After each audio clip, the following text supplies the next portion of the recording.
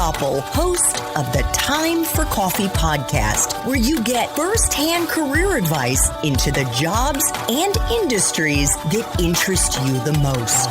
And before we start today's show, I have a quick favor to ask you. If you haven't already, I'd be incredibly grateful if you give us a rating and a review on iTunes. And if you're like me, you need to do it now because you'll forget later and because it's the best way to help others who may be in search of career advice to find this free resource. So press pause if you haven't done it and do it right now. I'll wait. Thanks so much and enjoy today's show. Hey there, Java Junkies. Welcome back to another episode of T for C. If you're interested in learning more about what it's like to be a licensed psychologist from a young professional who is definitely vibing more with Gen Z than their parents' baby boomer therapist, then this is the episode for you. Because my next guest is board certified in behavioral and cognitive psychology and is a certified sex therapist offering therapy to individuals, couples, and organizations alike. Dr. Jordan Soper has been working in the field of psychology since 2011 and has experience counseling patients with anxiety, post-traumatic stress disorder, OCD, phobias, social anxiety, sexual health and sexual functioning disorders, as well as problems with sleeping. She also works with current and former sex workers and members of the BDSM fetish communities. In addition to treating patients, Dr. Soper is an active author, TikTok and Instagram creator whose videos cover the best flavors of lube, the best sex shops, and how to have better sex with or without a partner. Dr. Soper, Jordan, welcome to Time for Coffee. Are you caffeinated out there in Vegas and ready to go? Good morning, Andrea. I am trying. I am strangely not a coffee drinker. After all of these years, I am a rock star, punched, sugar-free person.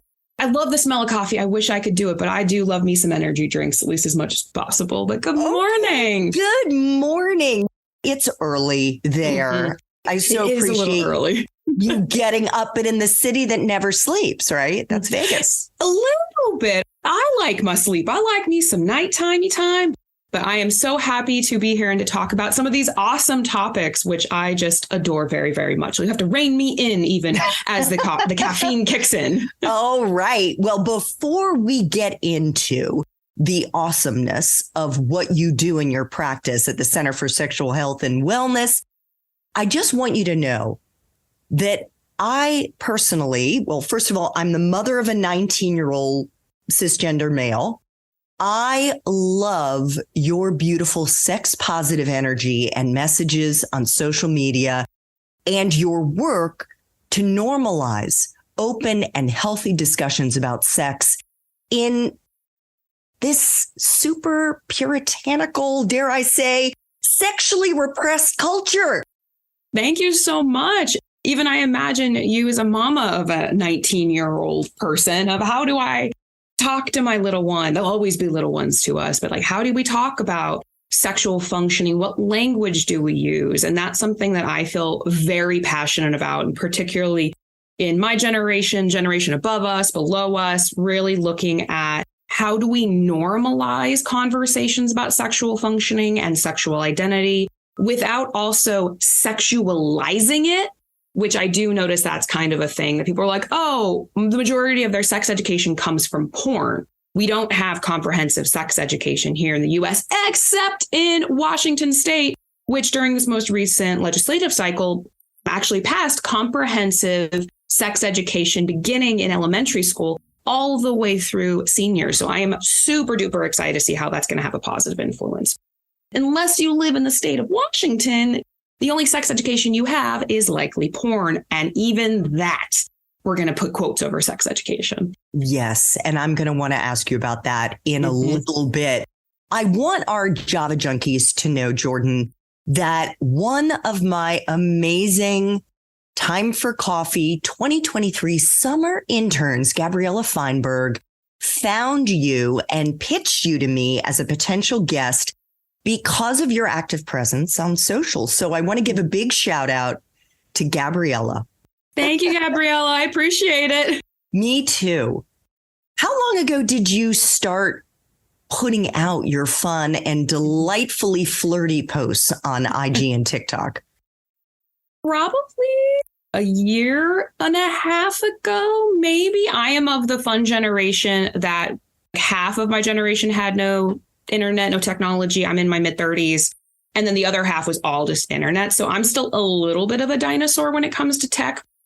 For me, it was something that I ask my patients to do a lot, which is to do things that make them anxious, that they are afraid of, that maybe they don't have as much experience with. And I'm a very big advocate of, if I'm going to ask my patients to do something, I better do something. Actually, social media makes me quite anxious historically, speaking in public, posting, being pretty vulnerable. So I take a very what's called an exposure modeling approach, which is let's slowly approach the things that make you anxious with the goal of reduction of your anxiety. And what do you know? This is significantly easier now for me to do. And really using social media as a platform to educate our population, even just to have fun and talk about these topics in a way that we don't really talk about as a culture. I've been doing Instagram, TikTok. I'm starting a YouTube series. I'm just really having fun with it, despite how very anxiety inducing it was in the beginning. If you go back to my early post, you can see Soper anxiety. I'm dripping in social anxiety in those early posts. Well, actually, speaking of dripping, I know you attend conferences, and it is not just the subject matter of what you post, but sometimes it's how you show up in posts. And in one post I saw, you're standing in a swimming pool in a sexy string bikini, and you go on to demonstrate how to heighten the pleasure for a male partner just before he climaxes. And then I think you had like one of those. Oh, the fun, the plastic. So have you ever been plastic for the penis? Plastic penis cups? Yes. Yes. And you demonstrated, or actually just sort of showed like what looked like semen on the top of the penis-shaped bottle. With Mentos. With Mentos. And you licked the top of it. And I just have to think, what has been the reaction among your peers, Dr. Soper? It's a great question. I would say when we kind of talk about posts and like social media, there's always going to be a certain degree of clickbait. And that's something to kind of be mindful of. With that was just a moment of, hey, I recognize that this is a item that is involved with it. And as someone who is not a sex worker, I do not do that work. I am in the industry to work with those individuals. How do we explain phallic objects? How do we explain vulvas? How do we explain penises without literally whipping one out? And that's where kind of having different colors, ones like the bottle is very purple.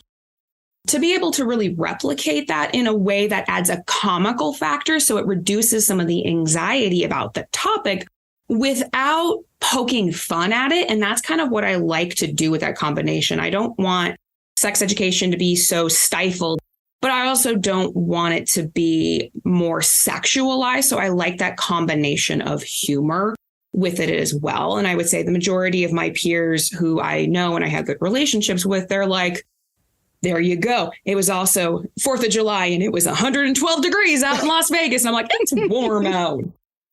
I have to say, I thought it was tastefully done. Yeah. I liked the fact that it was playful, but it's also normalizing it. It wasn't a sex act as much as it was having fun. Yes. And I am a very huge advocate. And thank you for how you're phrasing that. I believe that the F in fucking means fun. Everything when it comes to sexual functioning, when it comes to having intimate relationships, the core fundamental for me is please have fun. Please enjoy this. And yes, for some individuals, there's lots of pressure, whether it's for procreation, whether you're recovering from a proactive sexual violence, whether it's there's pain involved due to penetrative pain disorders? Are you just uncomfortable with your body? Being able to move forward and grow in a sexual development and having fun with it reduces not only anxiety, it increases the fun and the enjoyment of the experience. And we, in the wise words of Stephanie Buehler, we are sexual creatures from birth to death. This is a part of our humanity. It's equivalent to eating, sleeping, and drinking. I would say amen to that. I'm also wondering, in terms of your own practice, how have your patients reacted? And is there any concern on your part about being flirty and honestly the opposite of that stuffy doctor in a white coat, and certainly not like any of the female psychologists who I've ever seen as a patient acted? And I kind of wish they had. I love that question. I believe when, especially in the therapy room, we're all human first, human above all. So really looking at our humanization of the experience. And one of my things that I'm such a huge, huge passionate advocate about is everything my patients say stays in the room. I never talk about patients ever, whether that's in conferences, maybe de-identify some information, they've already consented to it.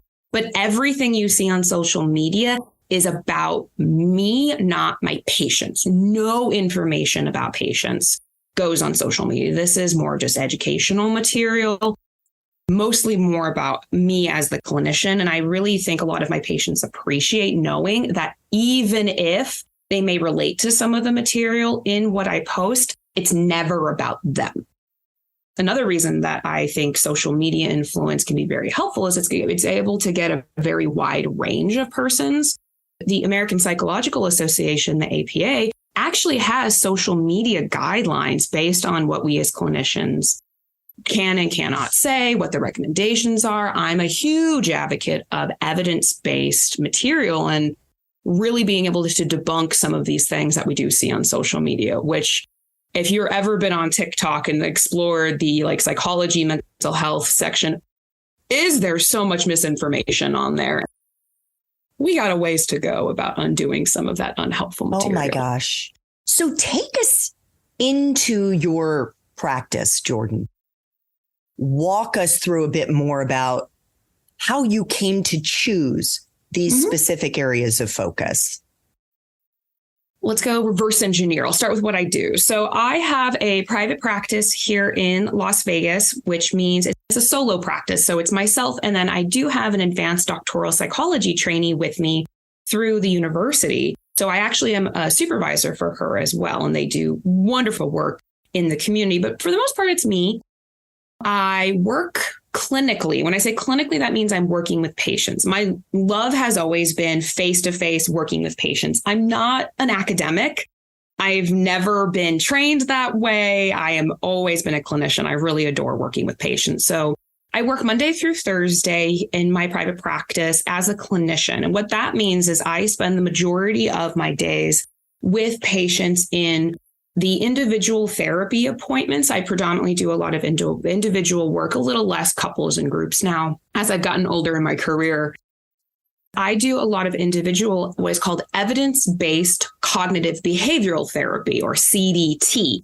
I'm going to throw a lot of acronyms, so I'll do my best to explain it. But essentially, CBT is an overarching form of psychotherapy, which says if we can identify a person's thoughts, feelings, and behaviors, and engage in any type of modification to those patterns, we actually end up reducing their level of distress.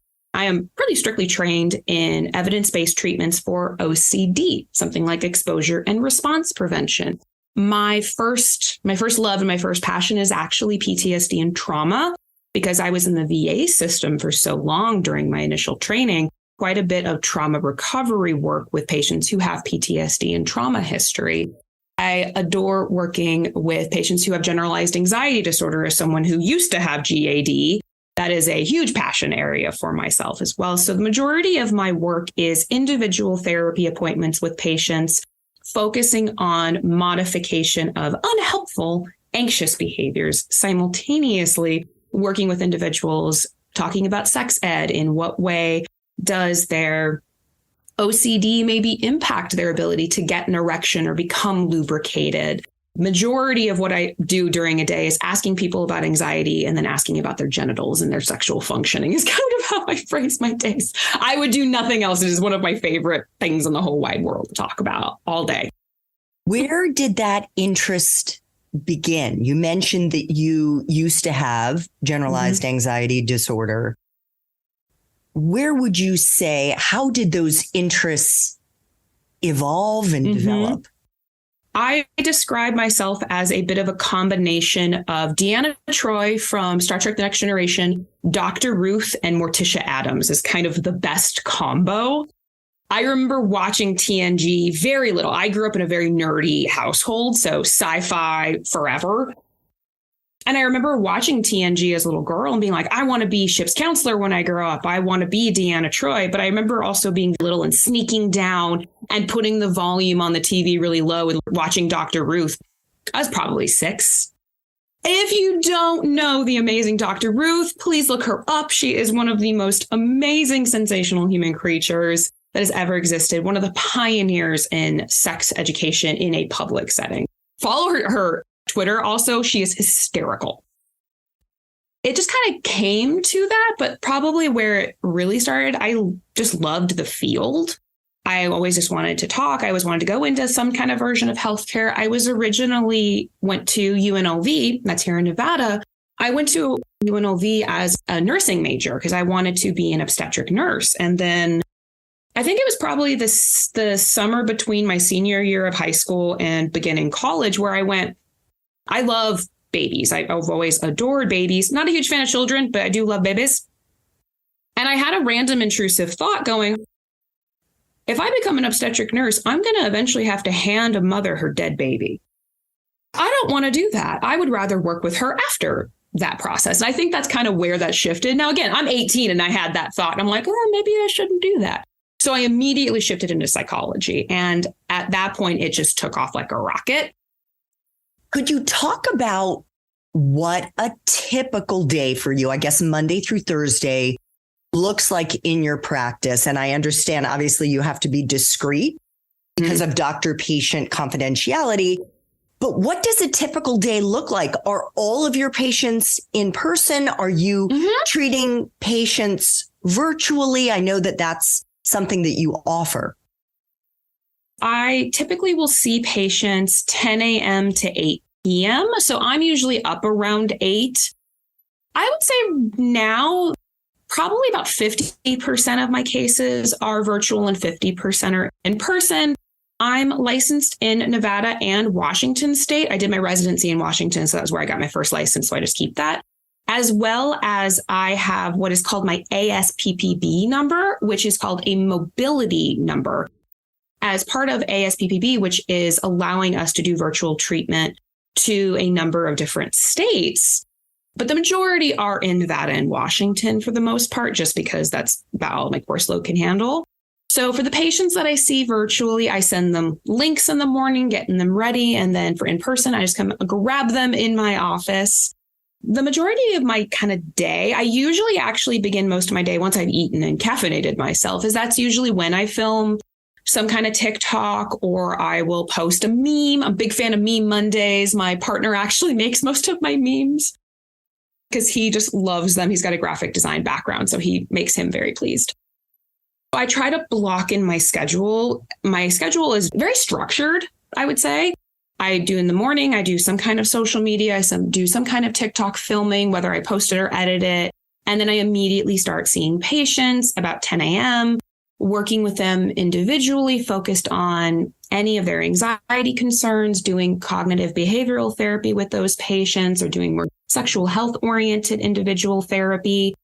And then throughout the day, depends on which day, but I do have the advanced doctoral trainee who is with me. So I will do supervision on the fly with her. If she's got questions about her cases, I'll listen to her audio recordings, or I'll be doing admin. That's the thing they don't tell you about being a psychologist, of how much admin work there really is.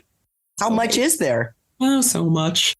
Templates are everyone's friend, but I really enjoyed. I can type pretty quickly. That is a skill to have if you are going into the clinical world, because you'll be doing notes a lot. You've got to keep notes. Is that for insurance purposes too? And also maybe for yourself? Yeah. It's for treatment planning. So when we're talking about being able to identify that you've seen a patient, I don't take insurance. So luckily I'm only answering to the patient. So that's just continuity of care for the patient. I had a supervisor when I was on internship go, you have to put enough in a note, because if you get hit by a bus tomorrow, you need to have someone be able to read your notes enough to take over. I'm like, I like that analogy. Thank you, sir. And then throughout the day, I'll just answer emails if I can, prep for presentations. I love talking about these kinds of topics. And then there'll be some editing. Occasionally in there, I'll be watching some YouTube videos. I do love me some Sophia Nygaard and some Try Guys. So that's kind of what I do. My partner recently got me into some financial planning individual, which as much as we don't talk about sex in the US, we sure as heck don't talk about finances in the US. So I'm kind of nerding out a little bit with that. Or I'm looking up random cosplays or D&D material. That's kind of how I make my day. I don't want to just have my head in psychology land. I need to kind of take a breather every once in a while so I don't get stuck. Because sometimes it can feel really overwhelming, especially with the population that I see in the work that I do, especially the trauma work. Speaking of the population that you work with, do your patients tend to skew younger because of your specialties, or maybe just because of your age, the fact that you're so young and open? It really quite does vary. I would say the average population that I see is about 20 to 45 is kind of the majority of the chunk. But my work in the VA, I did a lot of work with the geriatric population. I've done work on neuropsych units. So I have a pretty big background in working with older adults and especially sexual functioning into older age and post major medical or cancer diagnosis and recovery. That is an area that I really love. But I would say the chunk of whom I see is at that 20 to 45-ish range. I don't know how much of it's because of the social media influence or just how I present myself on my psychology directories, or the fact that we do see the majority of that population experiencing higher rates of anxiety and trauma related concerns are right around that developmental age.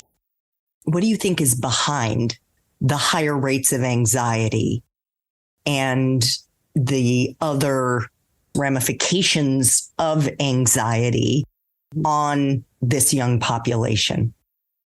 There is no what we call causal relationship where a direct A caused B. We've got so many correlative factors. So such a combination of looking at the socioeconomic concerns within the population, looking at active legislation against basic human rights is a huge area of concern. So some of the bigger macro concerns, but also from a kind of micro perspective, looking at how individuals are emotionally regulating, looking at the pressures they put upon themselves to perform at certain rates. Social media even has an influence. That's why I like to put bloopers on social media of like, I still have no idea what I'm doing, to really normalize and make things real. And I think that's probably one of the bigger areas that I notice within the younger population is this perceived pressure to perform at perfection, when I would rather you go for realistic than perfection, because perfection doesn't exist. Thank you. So I would say that's a huge factor associated with our younger population, and just an absence of where the heck do we go for this information?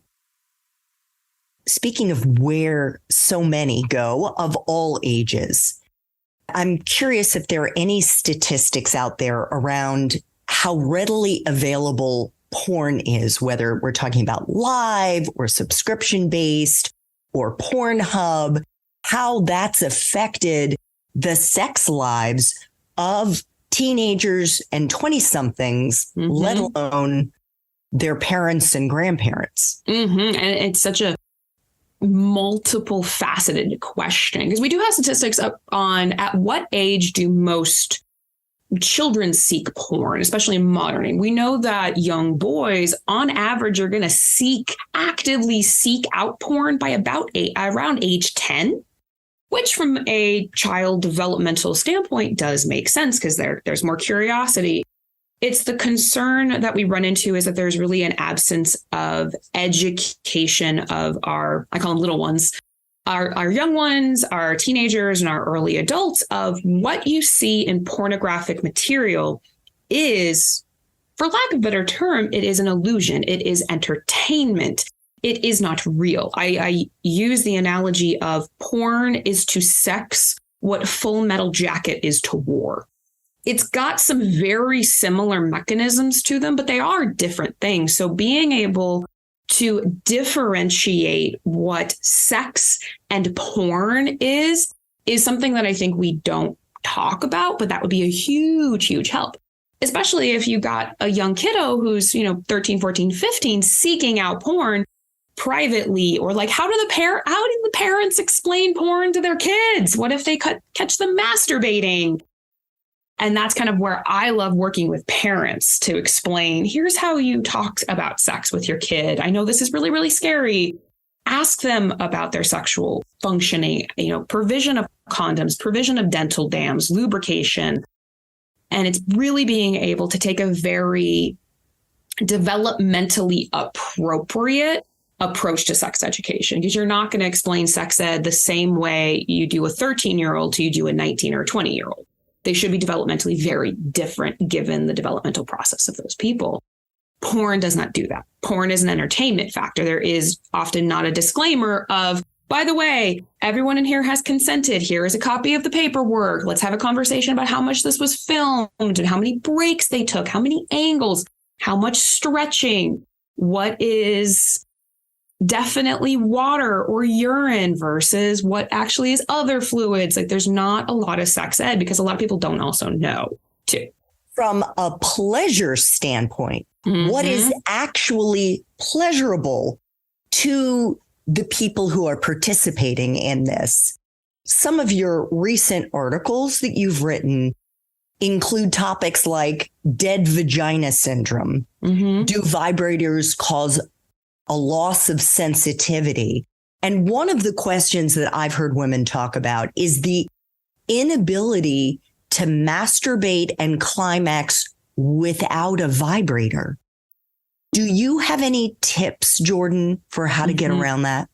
For some individuals, it's really looking at what is called a paired association. So a paired association is when we connect two items to each other. So in this case, it's going to be vibrator and orgasm, where for a lot of individuals, if they've only ever had an orgasm via a vibrator, we're going to start developing a paired connection that's the only way that I can have an orgasm.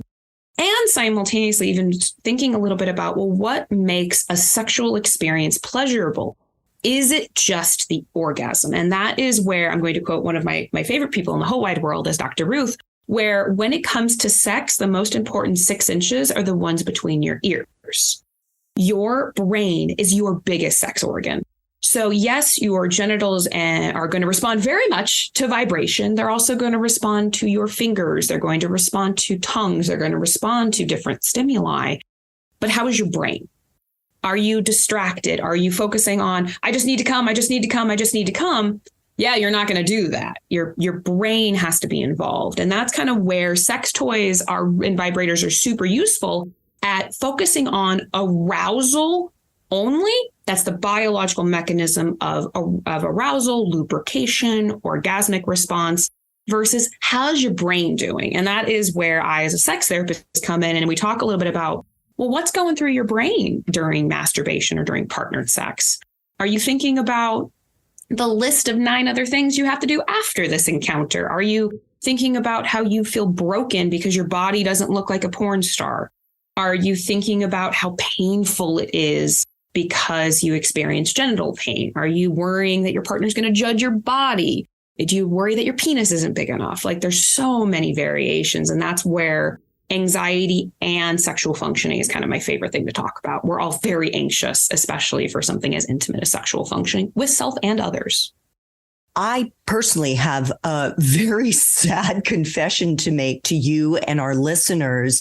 No doubt this was due to my upbringing. I went to an all-girls Catholic school, Jordan. Oh, yeah. There was no internet when I was growing up.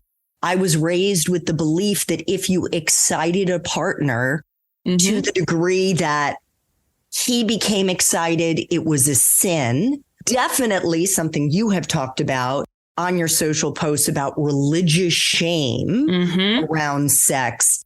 And then, unfortunately, the sex partners that I've had, including my husband, who I'm no longer with, didn't know much more than I did about the best way for a woman to orgasm is not what is portrayed in porn. Not at all. It's not really through penetration, but rather through oral sex.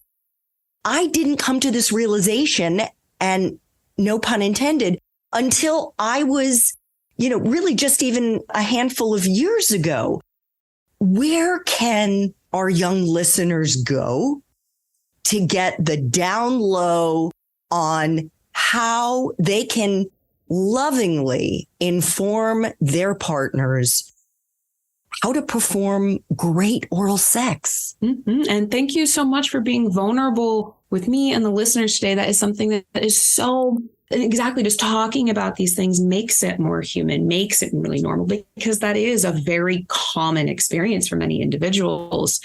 And in addition to my social media, the book that I recommend wholeheartedly is She Comes First by Ian Kerner. If you have a vagina, like vaginas, want to interact with vaginas, please pick up Ian's book about how vaginas work. And it's an oral sex guide. It talks a lot about the difference between penetrative sex versus clitoral oriented sex and different types of touch. And he's got diagrams, and Ian is one of my favorite human creatures that ever existed. He talks so very well about that. I have gifted that book to many a males in my life. This is something, again, that I have only discovered in recent years. And I think it's also around women not really being raised to love their pussy the way that men are taught to worship their penis. And the women's pussy is like Disneyland. There are so many amazing rides and adventures to go on. Precisely. And so much about that body confidence and simultaneously the normalization of body. And this is where porn can be super helpful, especially kind of more modern porn. I describe myself as what I would call porn neutral, where porn has both positive and negative qualities in it. So I tend to take a porn neutral stance. Porn can be super beneficial for showing diverse bodies, showing different labia, showing different sizes of penises, and being able to really normalize what a body looks like. Majority of people never looked at their bodies in that sense. And it's that recognition of every body is very different. Every body is very beautiful and unique. And how do we reduce the shame and oftentimes the disgust associated with our own bodies in such a way that humanizes the genitals, as well as humanizing the sexual part of the brain, which is basically the entire lobe, and highlighting the major sex myths that exist out there. Such as, if you masturbate, you're going to grow hair on your hands, or you're going to go blind, or that there's I'm going to do air quotes. I know you can't see them, but air quotes of there's a mature orgasm versus an immature orgasm. Thanks, Freud. So many myths, or the idea of bigger is better. The average vaginal canal is about 4 inches in depth. The average penis is 4 to 6 inches fully erect, with the average being 5.5. When we send this message, and we do see this a bit in porn, of bigger dicks, women want bigger penises. No, you're going to hit the cervix if you go more than 4 inches, sir. Bigger is not better. But we don't talk about that, because in the porn world, what looks best on camera? Bigger schlong. A bigger dick looks better on camera. What looks better on camera from a visual standpoint? Fully shaved, fully waxed, or different angles. Ain't nobody can get in those angles without some major stretching involved. Sure. So what about the G-spot? The G-spot is basically an extension of the clitoris. The clitoris is not just the little nubby. The clitoris is actually a wishbone-shaped organ that goes all the way through the outer layer, kind of behind the outer layer of the vaginal canal. It is so very, very cool. And that's the G-spot is essentially the underside of the clitoris that is reached internally. It is so very, very cool because the majority of clitoral-based sensations in the vaginal canal, first 2 inches. The deeper you go, the less nerve endings there are. And then you hit the cervix and ain't nobody got time for that. Right. But the G-spot isn't a spot. It's basically the entire area, the entire under area, which again, who was the guy that came up with that description? He really, he named caused a lot of people. Of course. The G-spot is named after the German. Well, it's also one of the reasons it was a man is in a lot of areas, women were not allowed to go to school, or you're getting into like major systemic issues that have been going on for a long time, didn't have access to material. It's one of the reasons that there is a theory that Jack the Ripper was actually a woman, because the person who engaged in those actions knew so very, very, very much about female anatomy. Oh, and at that time, that was actually very rare. I don't read a lot about horror or conspiracy theory. I can't do horror as much as I used to when I was younger anymore because of the work that I do. But I'm like, that one I'll believe.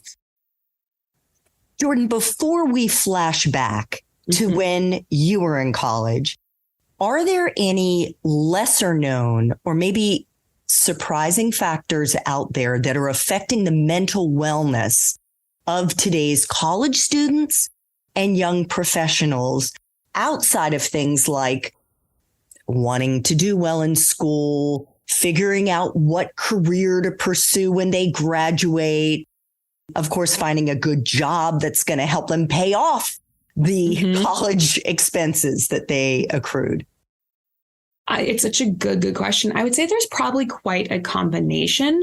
The biggest factor that I actually have noticed with our college age persons is this idea that they're not doing enough, that this idea of that over performative pattern that they're like, I'm not doing enough. I'm working all these hours. I'm going to class. I'm doing all these things. It's never enough. And then I just start singing Never Enough from The Greatest Showman in my head. But that's kind of what we do notice is that there's this huge perception of need to do more, need to do more, need to do more. But it's so vague of more versus what are the specific identified behaviors that you're working towards and why. So having a bit of that combination of really asking yourself, why specifically are you doing what you're doing? And what are the specific goals that you're doing those actions try to get to? And why would you be doing that? You've already foreshadowed your time in university. You went to the University of Las Vegas. You thought you wanted to be a nurse. You went on to get a BA in psychology, magna cum laude, with a minor in marriage and family therapy. Did you know what you wanted to do with that degree when you graduated, Jordan? I definitely did, because in the psychology realm, in order to do clinical work, so that's actually independently working with patients, you need at least a master's. That's how our field works. That's how the training works. So I knew I was going to have to go to some type of grad program. I don't come from a family that comes from education. Like, I'm first generation.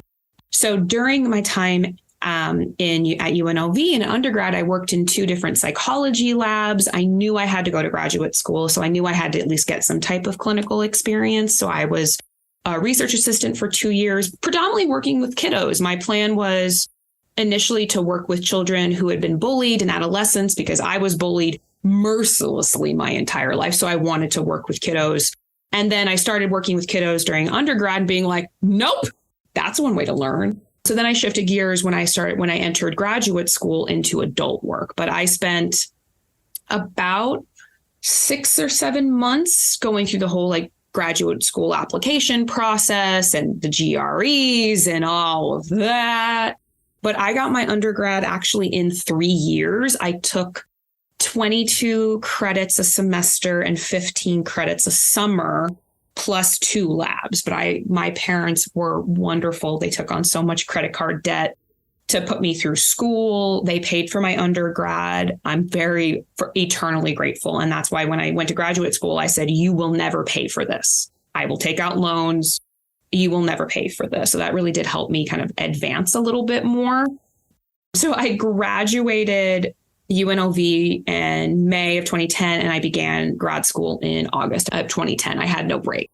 Wow. And you got your master's in clinical psychology from the University of Indianapolis and eventually a PhD. I have what's called a PsyD, actually. So the PsyD, there are 2 doctoral level psychology programs. So you have either a PhD, so that's a doctor of philosophy in psychology, or you have what I have, which is called a doctor in psychology. It's more of a clinical degree. So the way I like to frame it, if you're looking to kind of go more academics, you're really interested in doing tenure, academic work, PhDs are for you.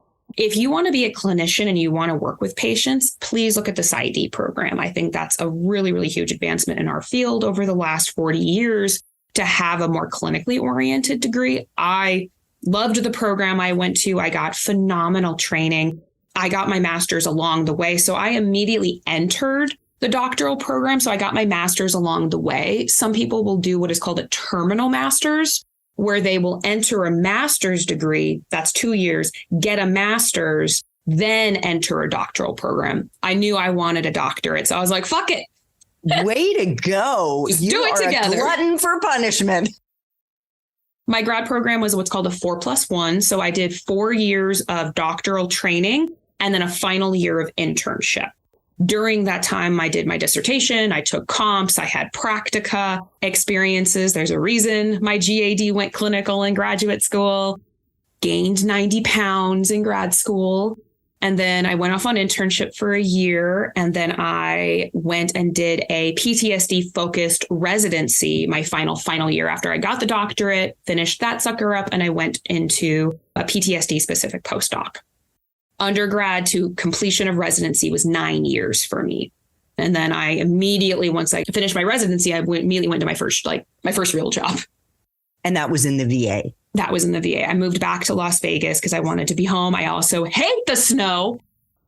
So, Jordan, you mentioned, I just want to quickly go back to when you were an undergrad and you said you did a couple of psychology labs.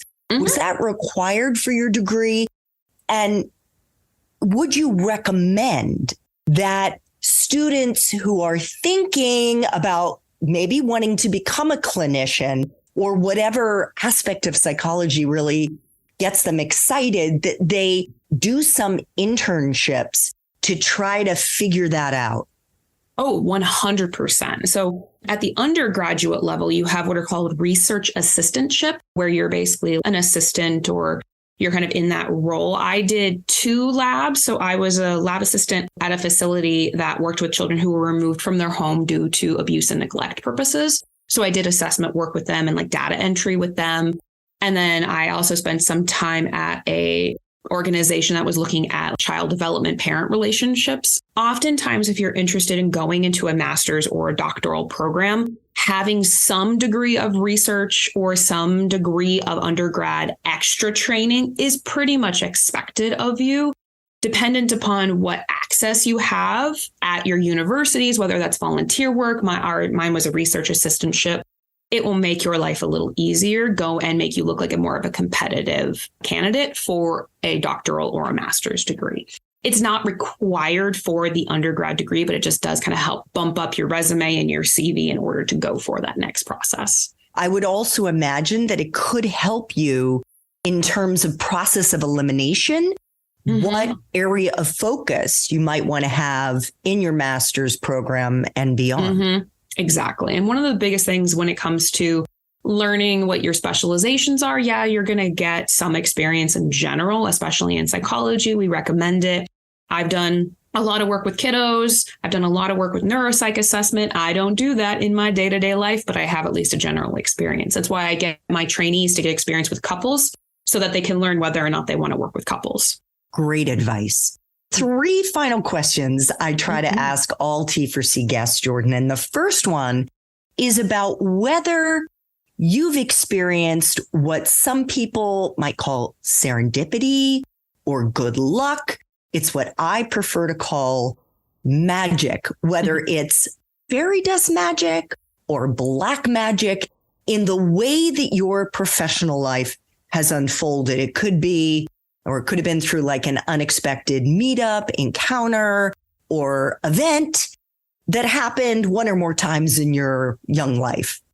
Something that actually prompted a little bit for me to change my social media stance a little bit was here in Las Vegas. We had the October 1st shooting in 2017. And I was on the state psychological association at that time. And after the tragedy that happened, they needed someone to be on the news and talk about it on behalf of the organization. And no one else really volunteered. So I said, okay, I'll do it, because I was part of the board. I was part of the organization at the time. And I was so nervous. And you can easily Google this. You can see my nerves. That was my first time ever on television. And I was so nervous and I was so anxious and I wanted to talk. I couldn't really concentrate.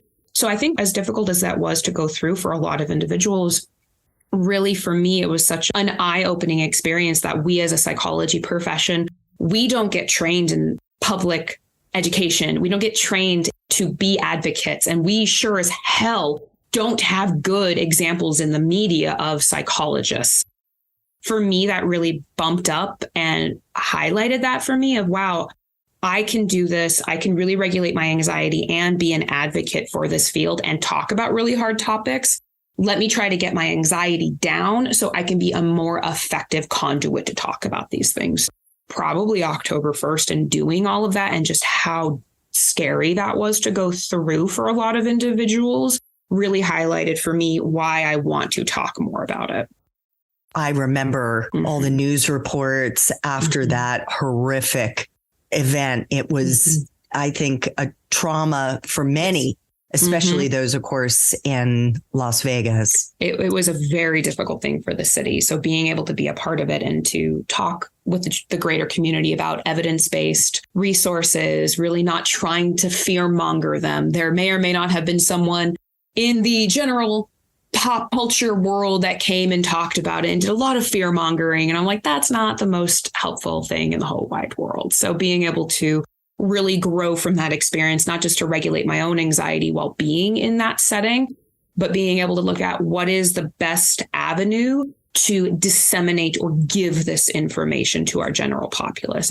And then for me, to how do I reduce burnout over the years since that happened, having more fun talking about really difficult topics. That's where some of the fun comes in, or me making an ass out of myself trying different flavored lubes so you don't have to. Yes. And what is the best flavored lube? Currently, the best flavored lube is J.O.'s Gelato series. My favorite one is the white chocolate raspberry gelato flavored lube. Okay. But it's just their gelato series. The other ones suck. Yeah, some of them looked absolutely disgusting. And you are very brave to take such a big gulp of it. Yeah, like I'd be doing like the teeny, teeny, tiny ones. And I will not ask my patients to do things I haven't done. So 2 final questions. If you could share a time in your professional life when you failed or stumbled or just hit a big roadblock, and what's most important here, Jordan, is how you persevered and if there was a lesson that you learned in the process. I love this question. When I kind of was in graduate school, I've always loved working with trauma. It's always been something that's been one of my big passions. And my entire early career trajectory was in the VA system. I got major training with combat veterans, military sexual trauma survivors.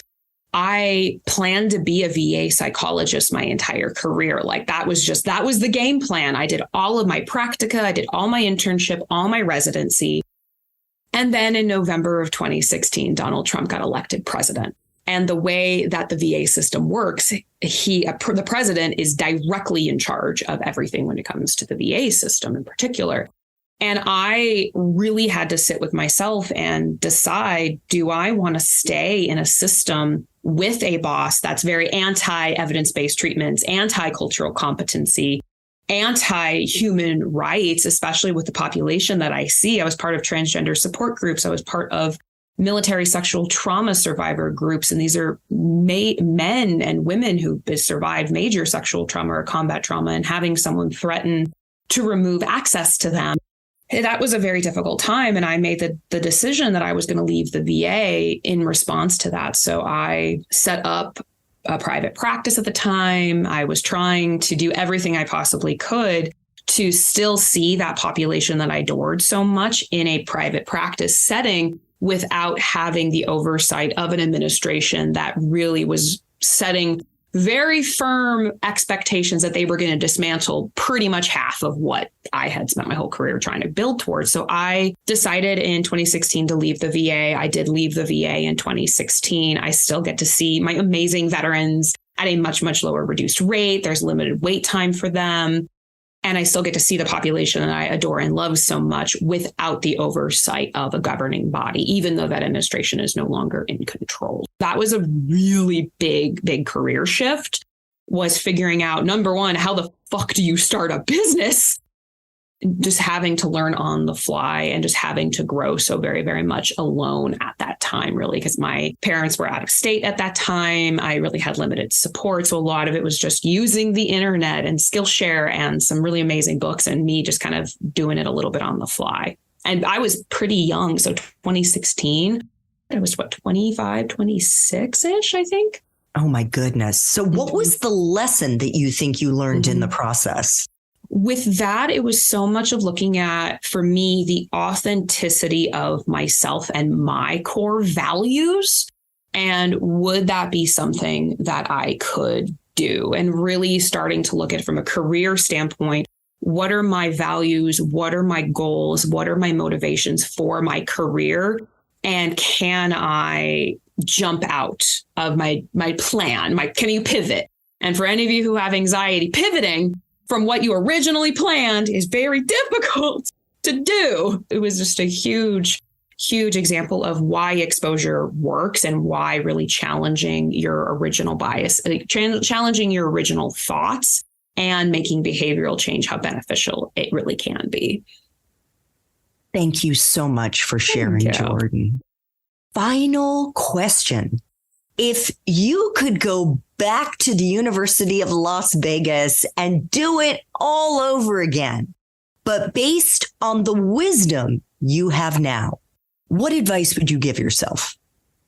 In general, I think my funny answer is tell more people to go fuck themselves in response to what you look like in your gothiness. I had so much negative messaging, even at that young of an age. I'm very into like geeky things and metal, and actual professional answer is, if I had the opportunity and the knowledge, I probably would have really made a little bit more networking. Would be like, I did some networking when I was in undergrad during the research labs. I don't think I did enough just socializing and like networking. So like going to more extracurricular events, like being a part of a different group, meeting some of your classmates or talking with advisors. I am very good now about just cold emailing people. So I wish I had done that a little bit more, especially in the professional realm. It's very 6 Degrees of Kevin Bacon. Most of you don't know who Kevin Bacon is. Great actor. Highly recommend Kevin Bacon. Yes. The movie Footloose. Mine's Tremors. Are you kidding? Me, Kevin Bacon and Tremors. Oof. But it's an idea of network. So everyone is kind of connected to each other or knows someone. Don't be afraid. Even if you are afraid to just reach out and cold email people, the professors, these professionals, I promise you, we're not as scary as we seem. And if you do cold email and they shame you, well, now you know that they're a prick and never contact them again. Dr. Soper, where can our listeners find you on social media and professionally, let's say, if they wanted to book a session with you, if they're in the Vegas area or even virtually? I've tried to make it really easy. So all of my social media handles are Dr. Jordan Soper at pretty much all of them to make your life a little easier. My website is JNS Psychology, but all of that information is all on the socials. So if you find one, you find them all.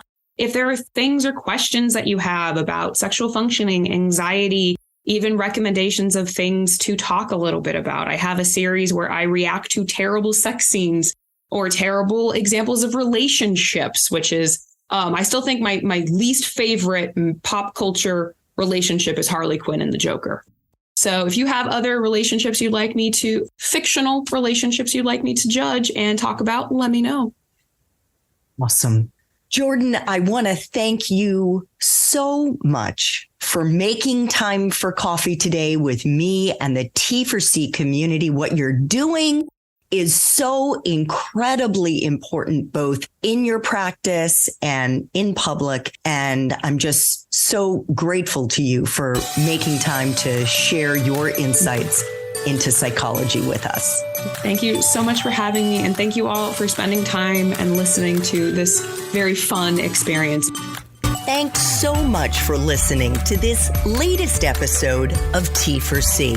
And if you're interested in learning more about my coaching services for confused college students and recent grads, feel free to check out the Time for Coffee website under the coaching tab at time4coffee.org or text me at 202-236-5712. That's 202-236-5712.